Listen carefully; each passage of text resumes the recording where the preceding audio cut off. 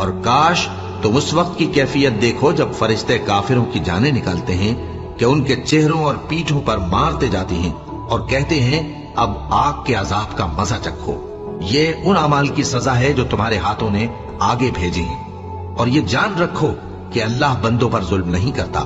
जैसा हाल फिरौनियों और उनसे पहले लोगों का हुआ था वैसा ही इनका हुआ कि उन्होंने अल्लाह की आयतों से कुफ्र किया तो अल्लाह ने उनके गुनाहों की सजा में उनको पकड़ लिया। बेशक अल्लाह जबरदस्त है, सख्त अजाब देने वाला है। ये इसलिए कि जो नेमत अल्लाह किसी कौम को दिया करता है जब तक वो खुद अपने दिलों की हालत न बदल डाले अल्लाह उसे नहीं बदला करता। और इसलिए कि अल्लाह सुनता जानता है। जैसा हाल फिरौनियों और उनसे पहले लोगों का हुआ था वैसा ही इनका हुआ।